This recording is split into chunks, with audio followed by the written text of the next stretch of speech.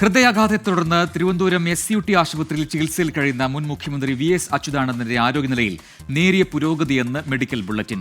വിദഗ്ധ ഡോക്ടേഴ്സിന്റെ നേതൃത്വത്തിൽ ചികിത്സ തുടരുകയാണെന്ന് മെഡിക്കൽ ബുള്ളറ്റിനിൽ വ്യക്തമാക്കുന്നു. മനീഷ് മഹിപാൽ തിരുവനന്തപുരത്തും ചേരുന്ന കൂടുതൽ വിവരങ്ങളുമായി. മനീഷ്, കേരളത്തിന്റെ മുൻ മുഖ്യമന്ത്രി VS അച്യുതാനന്ദന്റെ ആരോഗ്യസ്ഥിതി എന്താണെന്ന് ഒരുപാട് പ്രേക്ഷകർ ചോദിക്കുന്നുണ്ട്. ഇപ്പോൾ ഏറ്റവും ഒടുവിൽ വന്ന മെഡിക്കൽ ബുള്ളറ്റിൻ എന്തൊക്കെ കാര്യങ്ങൾ പറയുന്നുണ്ട്?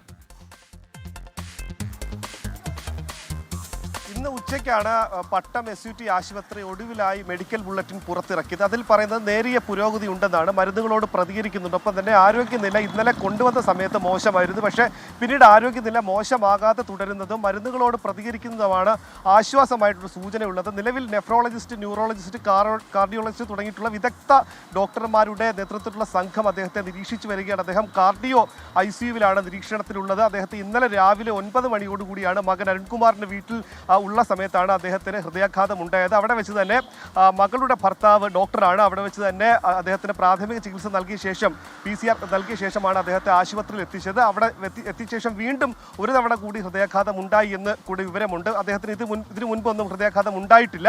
പക്ഷേ അദ്ദേഹത്തിന് പക്ഷാഘാതം ഉണ്ടായിട്ടുണ്ട്.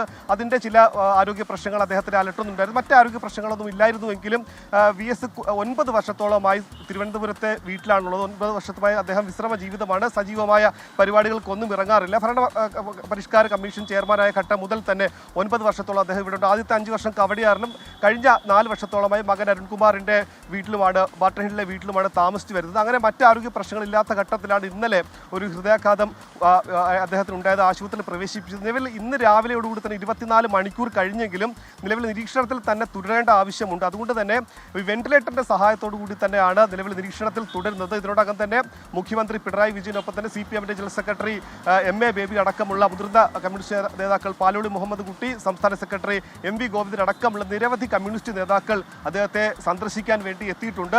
നിലവിൽ അങ്ങനെ ആശങ്കപ്പെടേണ്ട ആവശ്യമില്ല, ഉത്കണ്ഠപ്പെടേണ്ട ആവശ്യമില്ല എന്നുള്ള കാര്യമാണ് ഡോക്ടർമാർ അറിയിക്കുന്നത്. ശരി, മനീഷ് മഹിപാലാണ് തിരുവനന്തപുരത്ത് വിശദാംശങ്ങൾ നൽകിയത്.